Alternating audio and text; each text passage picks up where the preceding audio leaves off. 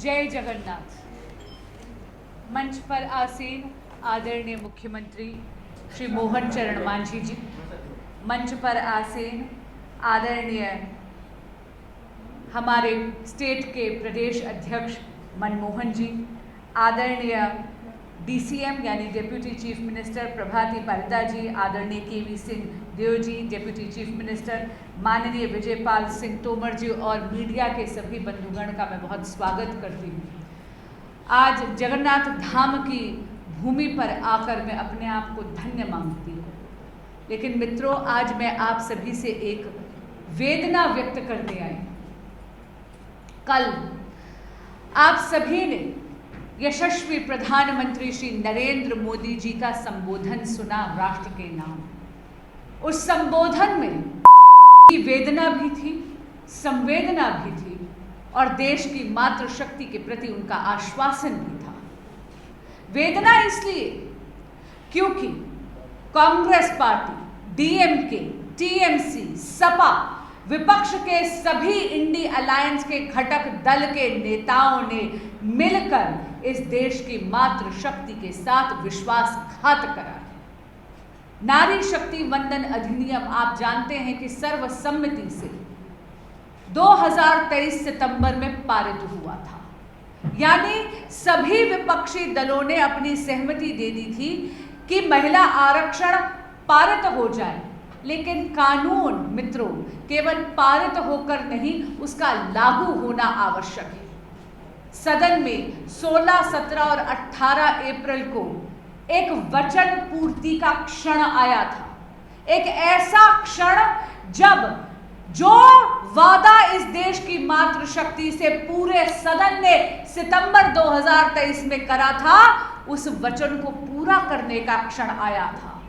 प्रधानमंत्री श्री नरेंद्र मोदी जी चाहते थे कि नारी शक्ति वंदन अधिनियम 2029 से ही लागू हो जाए, यानी महिला आरक्षण आने वाले लोकसभा के चुनाव में ही परिलक्षित हो जाए, वहीं पर लागू हो जाए।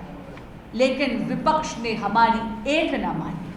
उन्होंने इस देश की मातृशक्ति के पीठ में छुरा घोंप दिया और इस देश की मातृशक्ति ये जानती है कि उनको अधिकार देने के लिए निकले थे नरेंद्र मोदी, लेकिन अवरोध डालने के लिए विपक्ष वहां पर खड़ा रहा।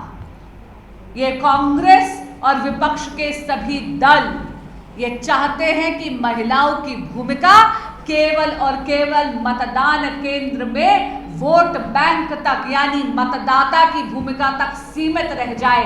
जब सत्ता में हिस्सेदारी की बात आई तो अपनी जिम्मेदारी से विपक्ष के सभी साथियों ने मुंह मोड़ लिया। आज हम सब यहां बैठकर मीडिया के माध्यम से इनके एक विश्वासघात की गाथा को जन जन तक पहुंचाएंगे। 3 प्रकार के कटाक्ष, 3 प्रकार के क्रिटिसिज्म ये नारी शक्ति वंदन अधिनियम के संशोधन में लेकर आते हैं। सबसे पहला है परिसीमन, डिलिमिटेशन। मैं मीडिया के माध्यम से एक आर्टिकल पढ़ना चाहती हूं भारतीय संविधान से। आप सब देख रहे हैं कि वही इंडियन कॉन्स्टिट्यूशन है जिसे माननीय नेता प्रतिपक्ष श्री राहुल गांधी जी झलकाते जरूर हैं, लेकिन शायद उसको खोलकर पढ़कर समझने की जहमत नहीं करते। आर्टिकल 334, मुख्यमंत्री जी मैं आपकी अनुमति से इसको पढ़ना चाहूंगी मीडिया के। आर्टिकल 334A क्या कहता है? Reservation of seats for women take effect, notwithstanding anything in the foregoing provisions of this part or part 8, the provisions of the Constitution relating to the reservation of seats for women in the House of the People, the Legislative Assembly of a state and Legislative Assembly of National Capital Territory of Delhi shall come into effect after an exercise of delimitation is undertaken for this purpose।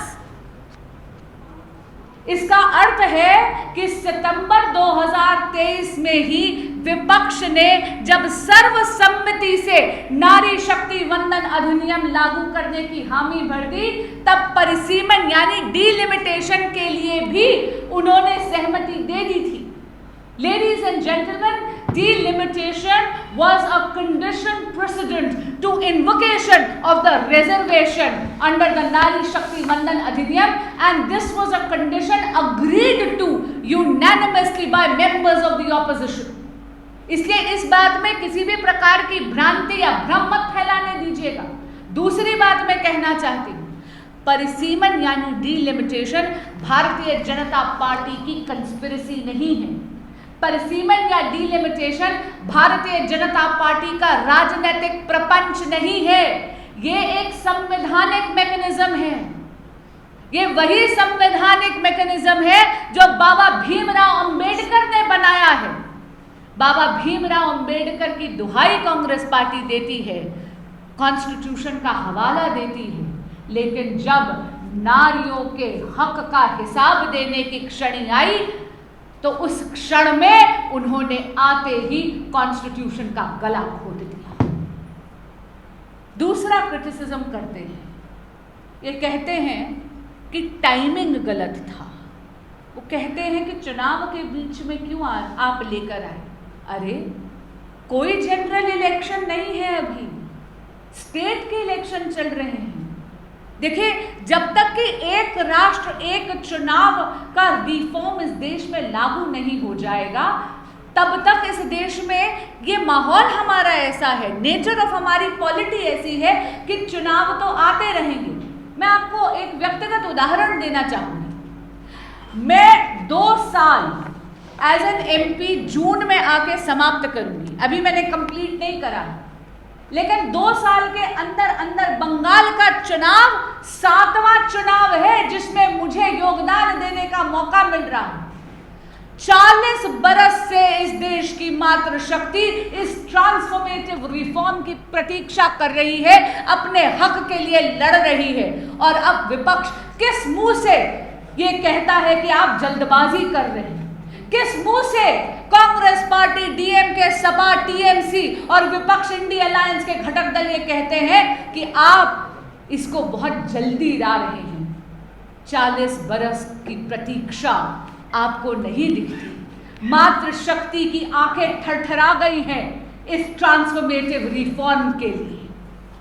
मैं ये भी पूछना चाहती हूं विपक्ष से कि अरे हमारे यशस्वी प्रधानमंत्री श्री नरेंद्र मोदी जी ने तो सदन के पटल पर खड़े होकर गारंटी दी थी। ये कहा था कि आप गारंटी शब्द चाहते हैं तो गारंटी ले लीजिए, वचन चाहते तो वचन ले लीजिए, वादा चाहते हैं तो वादा ले लीजिए, किसी भी राज्य का हित मैं उसको कॉम्प्रोमाइज नहीं होने दूं। साथ ही में प्रधानमंत्री जी ने यह भी कहा कि क्रेडिट की लड़ाई नहीं है साहब। आपने खुद ही वो वीडियो देखी अभी। प्रधानमंत्री जी ने यह कहा कि क्रेडिट इस देश की मातृशक्ति को जाएगा, विपक्ष के सभी दलों का बड़ा इश्तिहार मैं अपनी तरफ से दूंगा। यानी श्रेय की लड़ाई नहीं थी, क्रेडिट की लड़ाई नहीं थी। लेकिन भाइयों और बहनों, ये विपक्ष महिला विरोधी है और इसीलिए इनकी नीयत ही नहीं थी कि महिलाओं को सत्ता में उनकी भागीदारी या हिस्सेदारी मिले। इसका मैं प्रमाण आपको देती हूँ। सदन के पटल पर खड़े होकर इस देश के माननीय गृह मंत्री श्री अमित शाह जी ने खुद केसी वेणुगोपाल जी जो कांग्रेस के लीडर हैं उन्हें कहा, आप 1 घंटा दे दीजिए, 1 घंटा दे दीजिए, हम इस संशोधन को लिखित में ले आते हैं जो आप चाहते हैं। हम कह रहे हैं कि परिसीमन 50% से सीटों की वृद्धि कर हम ले आएंगे। एक north versus south, east versus north का जो आप नैरेटिव बना रहे हैं, यह सरासर गलत है। बार बार विपक्ष आपको यह कह रहा था कि परिसीमन के बाद कुछ राज्यों की जहां पर जनसंख्या घटी है उनका अनुपात गिर जाएगा। यह सरासर गलत है। मैं आपको तमिलनाडु का ही एग्जाम्पल देती हूं। जब हम ये कह रहे हैं कि आप केवल ज्योग्राफी जो है यानी टेरिटोरियल बाउंड्री वो 2011 के जनगणना के बेसिस पे करेंगे, लेकिन सीटों की वृद्धि 50% तक सब यानी सब राज्यों को मिलेगी। इसका अर्थ ये है कि जो स्टेट्स की हिस्सेदारी का अनुपात अभी है वो बरकरार रहेगा। तमिलनाडु का मैं आपको उदाहरण देती हूँ।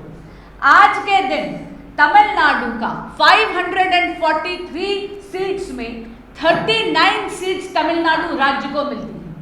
इसमें पूरे में यानी 543 सीट्स में उनका शेयर बनता है 7.18%।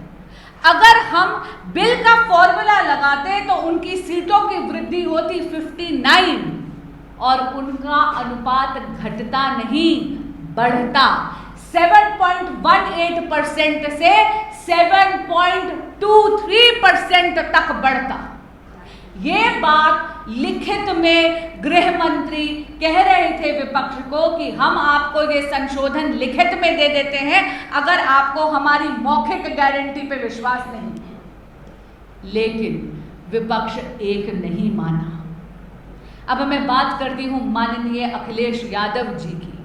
वो तो वोट बैंक की पॉलिटिक्स के लिए, अपनी तुष्टीकरण की राजनीति को आगे ले जाने के लिए उन्होंने इतनी गैर संवैधानिक मांग रख दी जो कोई सरकार पूरी नहीं कर सकता। उन्होंने धर्म के आधार पर मुस्लिम महिलाओं के लिए आरक्षण की मांग करी। क्या वो भूल गए कि इस देश का संविधान, इस देश का कॉन्स्टिट्यूशन इसकी इजाजत ही नहीं देता? बार बार honourable supreme court of India ने कहा है कि हमारे देश में धर्म के आधार पर रिजर्वेशन अलाउड ही नहीं है, अनुमतित ही नहीं है। इसे अंग्रेजी में कहते हैं shifting of the goal post. Akhilesh Yadav ji ने ऐसी डिमांड कर दी। वो जानते थे कि ये डिमांड पूरी हो ही नहीं सकती क्योंकि ये इलीगल है, अनकॉन्स्टिट्यूशनल है। बार बार कह रही हूं, विपक्ष के साथियों की नीयत ही नहीं थी। वो एक ऑब्स्टिकल बनकर, एक अवरोध बनकर खड़े हो गए। मातृशक्ति के हित की उन्होंने बलि चढ़ा दी। पर आज आप सभी के माध्यम से कहना चाहूंगी कि विपक्ष के जो भी साथी हमारे थे जिन्होंने महिला आरक्षण का विरोध करा, जिन्होंने महिला आरक्षण को 2029 में लागू नहीं होने दिया, उनको मैं कहना चाहती हूं आप इस देश की मातृशक्ति के आक्रोश का पात्र बने हैं जब आपके पास एक अपॉर्चुनिटी थी, एक अवसर था इस देश की मातृशक्ति के आशीर्वाद का पात्र बनने की। और अब आप देखिएगा इस देश की मातृशक्ति आपसे कुपित है और आप उनके श्राप के भागीदार बनेंगे। नरेंद्र मोदी जी ने कल अपनी वेदना भी व्यक्त करी, अपनी संवेदना भी व्यक्त करी और मेरे देश की मातृशक्ति को आश्वासन दिया क्योंकि मोदी है तो मुमकिन है और मोदी की गारंटी सारी गारंटी पूरी करने की गारंटी है। और इस मंच से मैं आपको कहना चाहती हूं, जब तक नरेंद्र मोदी इस देश के प्रधान सेवक हैं, भारतीय जनता पार्टी के लिए नारी शक्ति वंदन अधिनियम, महिला आरक्षण एक चुनावी मुद्दा नहीं, एक संकल्प है जिसे हम निश्चित ही सिद्धि तक लेकर जाएंगे और नरेंद्र मोदी इस देश की मातृशक्ति को उसका हक निश्चित दिलाएंगे। जय जगन्नाथ।